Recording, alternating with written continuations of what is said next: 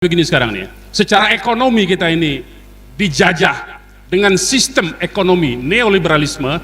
Neoliberalisme itu adalah liberalisme gaya baru. Kalau dulu langsung perusahaan-perusahaannya melakukan perdagangan. Nah kita lihat zaman Belanda. Zaman Belanda itu sebetulnya Hindia Belanda itu VOC itu okay.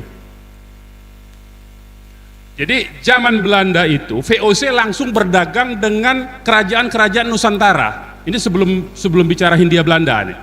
Langsung berjaya dengan Kesultanan Banten, dia sewa tanah tuh, nggak besar-besar sewa tanahnya. 2 hektar, 3 hektar. Ngomongnya untuk apa? Untuk tempat gudang mereka. Sama persis sekarang. Perusahaan-perusahaan itu cuma bedanya kalau dulu VOC langsung menyewa dengan sultan-sultan Nusantara, kalau sekarang mereka nyogok para pejabat yang gila duit itu aja bedanya sebetulnya ya. Jadi ekonomi neoliberalisme itu sekarang dia menggunakan cara baru, cara-cara liberalisme. Jadi liberalisme itu sudah lama ya, kapitalisme neoliberalisme. Kemudian secara politik kita itu masuk dalam perangkap sebuah geopolitik. Apa itu geopolitik?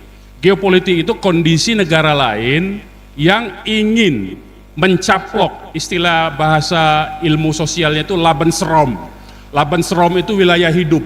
Jadi sebuah negara itu nggak bisa dia ekonominya cuma berputar di dalam negaranya sendiri. Dia membutuhkan negara-negara lain untuk menghidupkan ekonomi negaranya.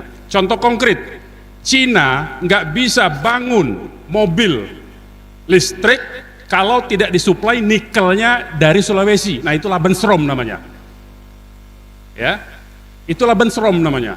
Jadi wilayah hidup, ruang hidup. Jadi sebuah negara adalah, kita bicaranya konteksnya negara ya. Jangan bicara individu-individu. Kalau bicara individu-individu gak selesai kita. Jadi kita bicara itu konteksnya, melihat tuh konteks negara. Imperialisme itu konteksnya negara. Sebuah negara, supaya negara itu bisa eksistensinya ada terus-menerus, dia membutuhkan negara-negara satelit sebagai sumber untuk mensuplai kehidupan dia. Tadi saya contohkan, pembuat baterai untuk kendaraan listrik itu nikelnya dari Indonesia, dari Sulawesi. Untuk minyak Amerika, emas Amerika, suplai emas Amerika itu ngambilnya dari Indonesia. Nah itu disebut Lebensraum.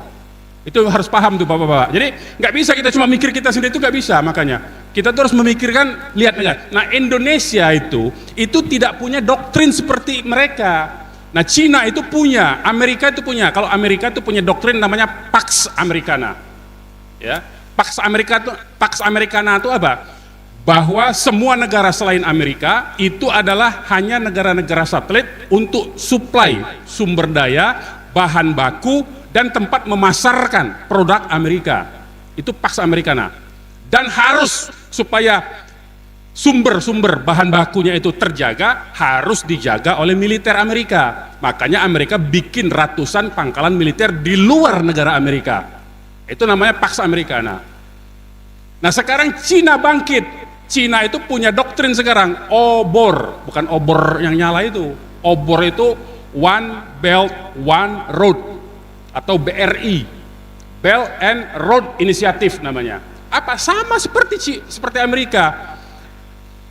Cina itu sudah punya rencana global seluruh dunia, 5 benua. Jadi dari wilayah paling ujung timur, yaitu Indonesia, bahkan dia sudah masuk ke Papua Nugini, Fiji segala macam, ya.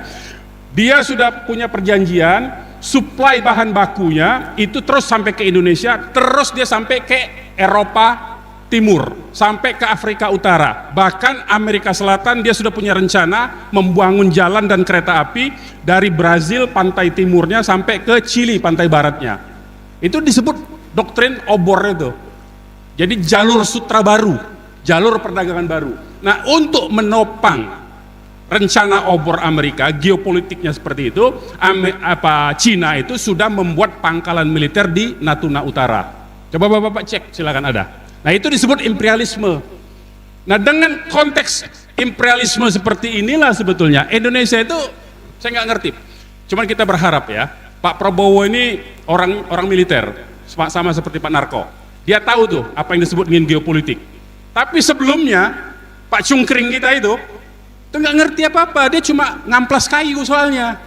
Jadi ketika serbuan rencana-rencana ekonomi Republik Rakyat Cina dipaksa tanda tangan, dia iya aja, karena dalam otak dia ini menghasilkan uang, otaknya di situ. Nah, ini realitas ya, ini realitas. Jadi dia tidak memikirkan eksistensi NKRI ini dalam jangka panjang. Cungkring Pak namanya. Ya. Jadi dia tidak memikirkan eksistensi NKRI, dia tidak memikirkan nasib rakyatnya. Yang dia pikirkan dengan adanya tanda tangan dengan berbagai macam peraturan perundangan yang dia buat, dia ubah-ubah. Dulu orang asing tidak boleh memiliki hak di Indonesia, hak rumah, hak tanah. Sekarang sejak tahun 2022 melalui peraturan pemerintah dia izinkan Pak, hak guna bangunan boleh dimiliki oleh orang asing. Makanya yang di PSN di koloni-koloni yang dibuat itu pakai HGB, bukan pakai hak milik. Ya, nah jadi ini rencana yang tidak dipahami oleh mayoritas penyelenggara negara. Kalau kita kan rakyat ini ikut aja sebetulnya kan. Cuman karena penyelenggara negaranya, pejabatnya dalam konteks ini tidak memberi paham kepada rakyatnya, tidak mencerdaskan, malah membodohi, maka terjebaklah kita Indonesia itu dalam konteks politik imperialisme negara lain. Jadi kacung negara lain lah bahasa kasarnya itu. Nah sementara budaya, secara budaya kita nih kalau budaya orang per orang, kita itu diserbu dengan budaya hedonisme, dengan budaya individualisme, dengan budaya oportunisme, ya, sehingga kita tuh cuma mikirin, dipaksa untuk cuma mikir diri kita sendiri, tidak memikirkan umat kita, dipaksa untuk begitu. Inilah yang sebetulnya yang sedang menjebak Indonesia ini dari segi ekonomi, dari segi politik, dari segi budaya, ya. Baik. Nah, jadi kalau negara ini dijalankan, diselenggarakan dengan benar sebetulnya kerangkanya begini. Jadi negara tadi itu, ideologi itu bisa disebut doktrinnya, ya. Doktrin politiknya itu apa? Indonesia ini nggak punya doktrin ini. Mau apa tuh nggak jelas Indonesia ini, ya. Bukan negara agama, bukan negara sekuler, akhirnya jadi negara bukan-bukan. Ya kan dia nggak ngaku Indonesia bukan negara agama, tapi nggak mau juga dibilang negara sekuler, akhirnya negara bukan-bukan. Nah, jadi dia nggak punya itu konsep ini tuh, nggak punya Indonesia itu. Mau apanya itu nggak punya. Ada dalam bentuk tertulis pembukaan Undang-Undang Dasar 45 di alinea keempat tujuan bernegaranya, tapi tidak dijalankan, dilupakan. Mencerdaskan kehidupan bangsa, melindungi segenap tumpah darah, nggak dijalankan. Begitu jadi pejabat dijual semua aset negara ini, ya. Nah ini nggak punya. Jadi kalau yang benar tuh sebetulnya ini dia punya ideologi, punya konsep, punya doktrin. Kemudian doktrin dia itu dipaparkan, substansinya diterjemahkan melalui metode melahirkan kebijakan negara di bidang ekonomi, keuangan, industri, kesejahteraan rakyat dan polhukam sebetulnya. Nah ini tidak jalan nih yang begini nih, karena dia tidak pakai konsep. Jadi pejabat negara itu nggak punya konsep. Jadi asal ada orang ngomong, Pak ini ada bisnis, ya oke, bisnis kita. Pak ada ini, dia ini, begitu aja sebetulnya. Jadi nggak ada konsep yang utuh begitu, nggak punya roadmap. Ya, nah kalau ini ringkas saja saya mau sampaikan begini, kira-kira gambaran bagaimana kapitalisme internasional itu bekerja, ya, dari modal internasional, kemudian masuk ke negara jajahan itu dipaksa dan difungsikan melalui berbagai macam perubahan undang-undang dasar, sehingga penyelenggara negara itu nggak berani apa-apa, dia akhirnya menjalankan apa agenda dari negara asing. Itu sebetulnya, ya, fungsi negara. Ini singkat saja, jadi kita nggak usah bahas terlalu panjang sini, ya. Intinya bahwa kita itu cuma dijadikan tempat memasarkan barang bagi negara-negara kapitalis dan modal internasional, perusahaan internasional, ya. Kemudian menyediakan bahan baku, sumber daya alam dan buruh tenaga kerja yang murah. Kalau kita bandingkan sekarang misalnya sama-sama sopir, tapi sopir dari Republik Rakyat Cina gajinya itu 25 juta Pak, di tambang Konawe situ. Di Indonesia gajinya cuma 6 juta, nggak nyampe itu, jauh kan. Nah begitu, memang dipaksa begitu, ya. Jadi kira itu gambarannya. Nah sekarang kondisi kita ini sekarang lebih teknisnya, ini yang menguasai Indonesia itu oligarki, bandar politik, ya. Jadi semua siapapun calon, baik itu dalam pilpres, dalam pemilu legislatif, dalam pilkada, itu semua ada bandar politiknya, pasti minjem duit dia, pasti minjem duit dengan pengusaha-pengusaha itu. Dan astagfirullahnya itu, duit yang sumber tempat dia minjem itu bukan dari orang Islam, bukan dari pengusaha muslim, rata-rata dari orang lain, Cina, kafir, bahkan langsung. Dan itu saya ngalami, soalnya saya tahu tuh ada teman-teman saya yang main begitu, jadi dia jadi penghubung dengan pemodalnya. Itu prakteknya sudah terjadi itu, padahal tingkatnya tingkat bupati, tingkat wali kota, tingkat gubernur ya. Nah, makanya ketika dia jadi pejabat, nggak mungkin nggak korupsi, nggak mungkin dia nggak balas budi. Nah ini, itu badut politik namanya ya. Kemudian ada preman-premannya yang seperti terjadi di kawasan PIK 2 itu ya. Preman-premannya dibayar, orang-orang kita juga dibayar, tapi untuk melindungi kepentingan dari si bandar politik ini ya. Nah itu kondisinya. Jadi sekarang kita itu dikendalikan oleh state corporate crime. Jadi negara kita ini, apa yang dimaksud dengan state corporate crime ini, saya pinjam istilahnya Pak Suripto ya, senior kita dalam pergerakan ini. Apa itu state corporate crime? State corporate crime ini negara menjalankan agenda dari perusahaan swasta ya, dan itu pasti menindas rakyatnya. Nggak mungkin tidak menindas rakyatnya ya, pasti menindas. Melalui siapa? Melalui aparat penegak hukumnya, aparat penyelenggara negaranya, maupun melalui berbagai macam sebaran informasi hoax begitu ya. Ini yang berbahaya tuh. Nah, jadi ini sebetulnya makalah saya waktu diskusi soal Rempang. Saya langsung saja ke masalah PIK ini ya. Jadi di PIK itu ada kondisi, jadi perlu di-clearkan dulu ya. Ini baru berapa hari yang lalu Erlangga Hertanto, Menteri Koordinator Perekonomian, itu menyatakan PIK 2 bukan PSN. Itu ada pernyataan resminya. Nah, karena PIK 2 itu bukan PSN, itu berarti PIK 2 itu proyek swasta. Karena dia proyek swasta, berarti harus pelepasan hak rakyatnya itu harus berdasarkan kesepakatan. Tidak boleh uangnya diancam. Kalau ada orang yang tidak mau melepaskan tanahnya, itu diancam nanti tanahnya, uangnya dititipkan di pengadilan dengan konsinyasi. Itu bisa, karena dia proyek swasta jatuhnya. Kalau dia proyeknya pemerintah, itu memang uangnya dititipkan di pengadilan. Ya, rakyat banyak yang menyerah kan, ketakutan uangnya di pengadilan dititipkan. Nah, sekarang Erlangga sudah ngomong ada penyeluduran hukum. PIK 2 itu bukan PSN. Sebetulnya sekalipun dimasukkan PSN pun itu tidak bermasalah, tidak dibolehkan. Kenapa? Yang namanya proyek strategis nasional, proyek strategis nasional itu artinya proyek milik pemerintah, milik negara. Dia dibiayai oleh negara dan dia bisa diakses oleh rakyat semua. Sekarang pertanyaannya, sekarang ini kan ini bagian dari hegemoni ya. Apa yang dimaksud dengan hegemoni? Misalnya tol, kita anggap tol itu seolah-olah itu proyek milik negara, padahal tol itu dibangun duitnya oleh perusahaan swasta. Pertanyaannya sekarang, orang yang masuk jalan tol bisa nggak kendaraan roda 2? Nggak bisa, hanya roda 4. Ada orang punya kendaraan roda 4 tapi nggak punya duit, bisa nggak masuk tol? Nggak bisa. Berarti itu swasta, karena hubungannya itu hubungan dagang. Kalau yang disebut PSN itu dibiayai oleh APBN, bisa diakses oleh siapapun, tidak mengenal perbedaan seperti tadi, dan tidak harus bayar, gratis Pak. Warga negara itu semua punya hak untuk mengakses kalau yang disebut dengan proyek strategis nasional. Tapi kalau masuk PIK 2 itu diperiksa, nggak boleh itu. Kalau bukan penduduk nggak bisa, kalau bukan penghuni nggak bisa.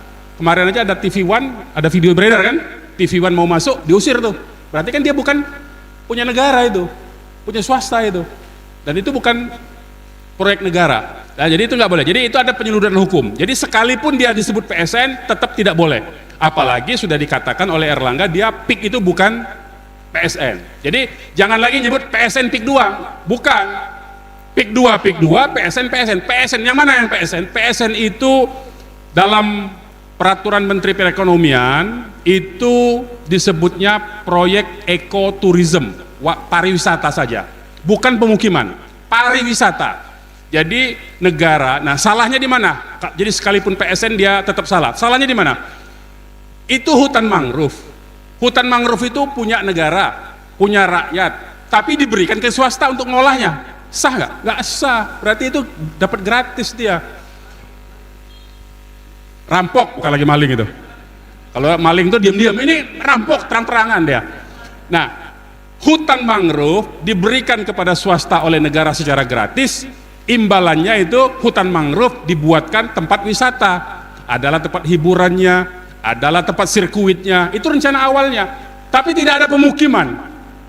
Nah PIK 2 ini nambah-nambah, yang di sebelah lokasi di hutan mangrove itu, di sebelahnya yang diklaim sebagai tambak, sebagai sawah dan tanah rakyat itu mau dibikin perumahan semua, mulai dari Kosambi situ sampai ke Serang sini sebetulnya. Itu bukan lagi proyek strategis nasional, itu pemukiman, itu koloni namanya, dan isinya bukan orang Indonesia. Itu yang menjadi masalah, isinya orang Cina karena iklannya bahasa Cina. Iklannya bahasa Cina, saya bisa tunjukin filmnya nanti, saya sudah kirim ke panitia, nanti silakan panitia diputar ya. Itu iklannya bahasa Cina, jadi nggak mungkin itu diperuntukkan untuk warga negara Indonesia. Jadi memang sengaja mengundang penduduk Republik Rakyat Cina untuk dipindahkan ke sini, dan jumlahnya ada di 37 titik di seluruh Nusantara, di seluruh Indonesia. Wilayahnya itu di pesisir pantai semua, sehingga secara geografis, geopolitik, geostrategis Indonesia itu sudah terkepung sebetulnya. Ya, pribumi-pribumi kita ini, umat Islam terutama, itu sudah terkepung, udah nggak bisa apa-apa lagi. Ya, nah itu yang pertama masalahnya tuh. Ya, seolah-olah PIK 2 itu adalah PSN, padahal PIK 2 itu proyek murni perumahan, tidak ada kaitannya dengan proyek negara. Jadi artinya sejak sekarang rakyat yang ada di Kosambi dan macam-macam itu kecamatan itu boleh mengambil kembali tanahnya. Kenapa? Kenapa dibolehkan? Boleh nggak secara hukum negara dulu? Saya bicara hukum negara dulu. Boleh nggak? Nggak boleh, Pak. Ada pasal 1320 KUH Perdata namanya. Pasal 1320. Kalau perjanjian antara dua belah pihak tidak saling bersepakat, artinya ada keterpaksaan, maka perjanjian itu batal demi hukum. Silakan dicek. Ya. Artinya apa? Kalau rakyat yang selama ini terpaksa ditakut-takuti bahwa ini PSN, kalau tidak terima ganti rugi akan dipaksa lewat pengadilan, itu berarti kan tidak sah. Dia tidak ridho tuh. Berarti itu batal demi hukum. Berarti dia boleh ngambil kembali itu tanahnya. Lo duit yang sudah diterima, ya angus lah, salah sendiri. Ya, jadi uangnya nggak usah dikembaliin, salah sendiri dia udah nipu kok. Jadi rakyat jangan ditakut-takuti lagi untuk mengembalikan uang itu. Ambil aja uangnya, udah sah itu. Tanahnya tanah dia kembali, uangnya uang dia kembali. Apalagi secara syariat Islam, ini kayak ada, kalau tidak ridho dalam jual beli, menyembunyikan informasi, ada cacat barang, batal jual belinya, kan haram itu masuk kategorinya.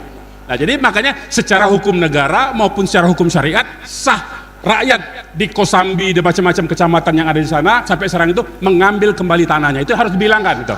Ya, jangan takut sama rakyat, bilangin, ambil lagi itu tanahnya.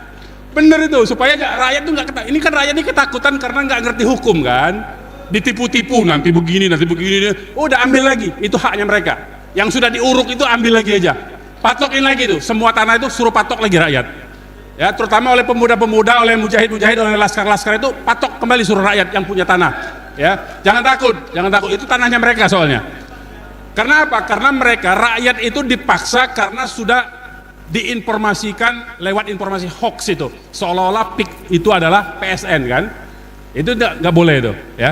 Kemudian ada pemalsuan dokumennya di mana? Yaitu lurah kohot yang bikin sertifikat di laut itu pasti dokumennya patut diduga kuat itu dokumen palsu, karena ada teknologi ya, ada teknologi sekarang baru 2 hari yang lalu di TV One keluar. Ahli pencitraan satelit geospasial namanya, itu mencitra satelit wilayah yang dikatanya itu sawah dan tambak, nggak pernah itu jadi daratan. Sejak dari dulu sudah lautan itu, Pak.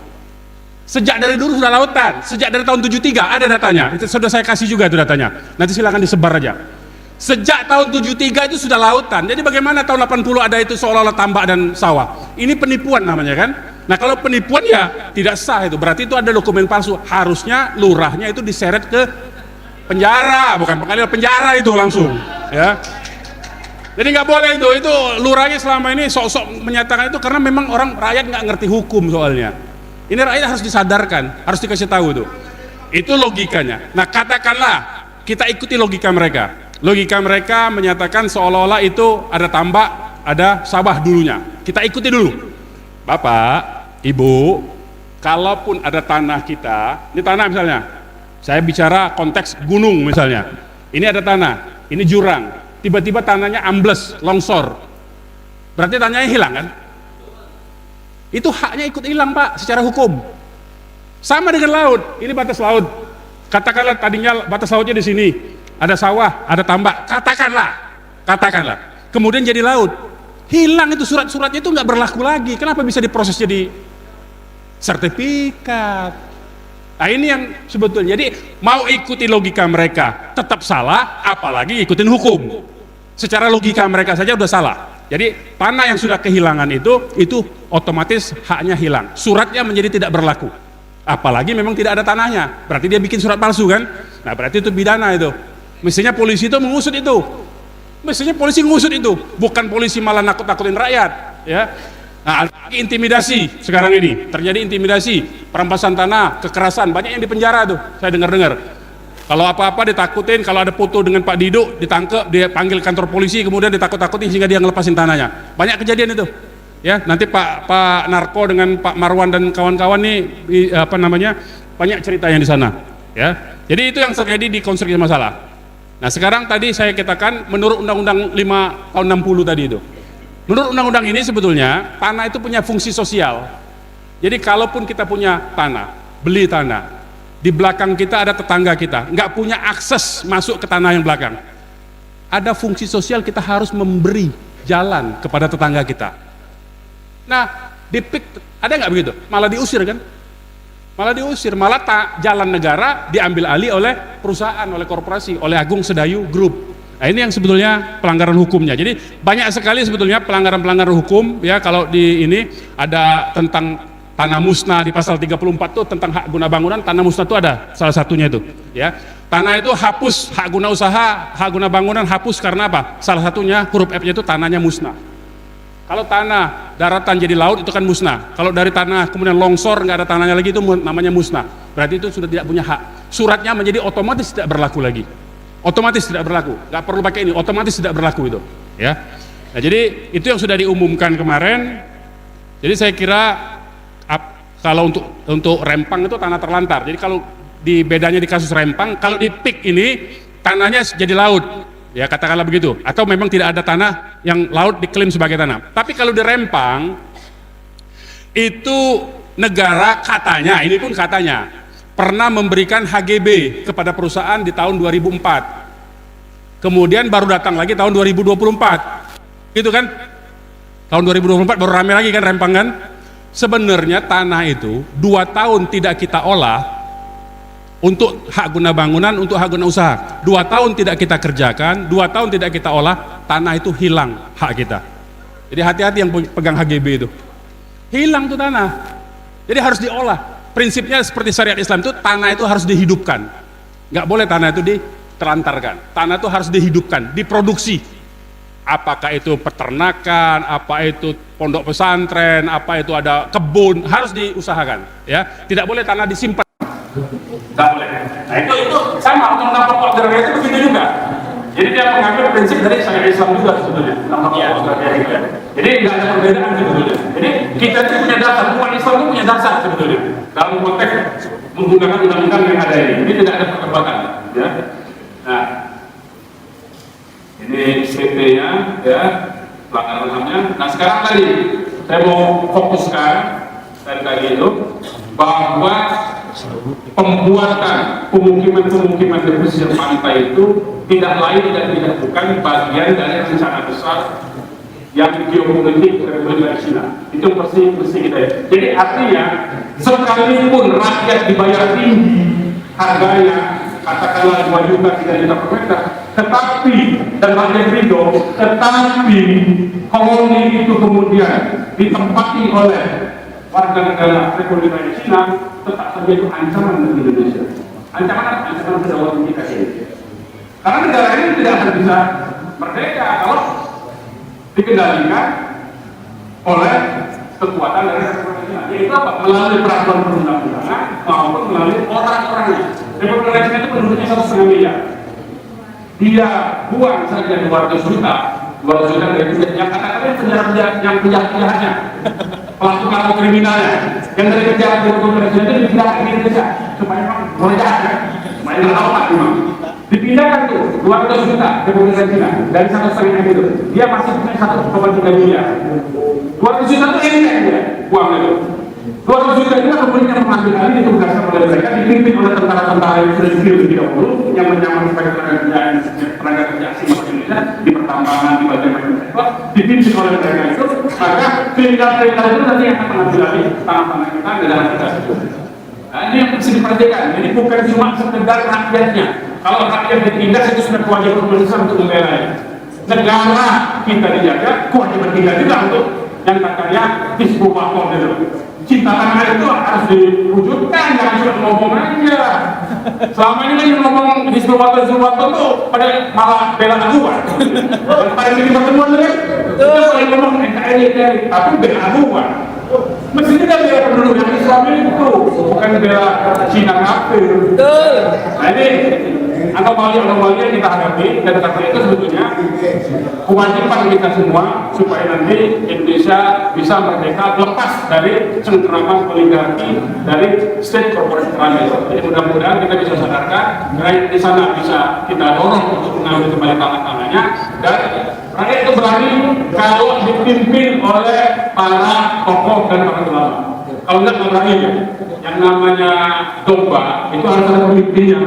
Nah, pemimpinnya inilah tokoh agama, kiai-kiai, ustaz-ustaz. Jadi kalau memang masyarakat di sana belum siap, tolong kirim ke sana ustaz-ustaz muda, anak-anak santri-santri kita, kirim untuk menyadarkan cara berpikirnya.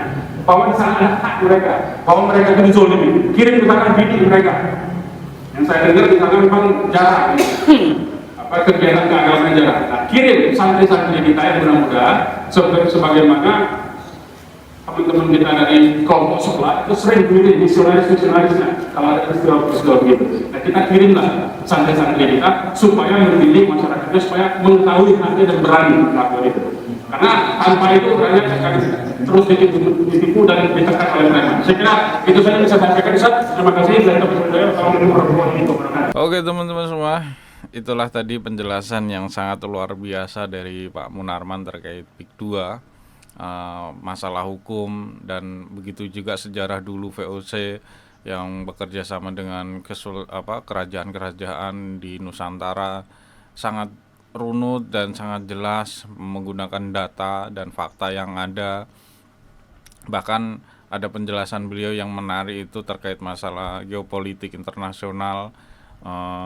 Ya, semoga penjelasan dari Pak Munarman tadi membuka mata kita semua ya sebagai masyarakat Indonesia yang peduli kepada bangsa dan negara kita, dan sangat luar biasa ya. Apalagi ada penjelasan dari Pak Munarman terkait PIK 2 itu yang sebelumnya itu diberitakan bahwa PIK 2 itu adalah salah satu PSN, proyek strategis nasional, tapi faktanya dibuka oleh Pak Munarman menggunakan ya data yang ada ya dari pernyataan menteri seperti Pak Erlangga itu, seorang menteri langsung itu mengatakan bahwa PIK 2 itu bukan bagian dari PSN. Artinya ya ini milik swasta, dan jika ya dan menariknya itu dari pernyataan Pak Munarman tadi, itu warga yang memiliki tanah tersebut bisa mengambil alih lagi itu tanah milik mereka, karena jual beli antara kedua belah pihak itu tidak ada kesepakatan. Nah, itu yang mungkin sangat menarik ya buat orang yang belum paham hukum. Jadi mungkin bisa terbuka matanya dengan keterangan dari Pak Munarman tadi. Dan semoga saja ya dalam masalah ini, masalah PIK 2 ataupun masalah pagar laut yang 30 km itu, seluruh masyarakat Indonesia itu memberikan suara, memberikan dukungan kepada masyarakat yang terdampak dalam masalah ini. Dan semoga saja apa yang dijelaskan oleh Pak Munarman tadi itu membuka mata kita semua bahwa memang proyek-proyek seperti ini memang bermasalah dan merugikan masyarakat.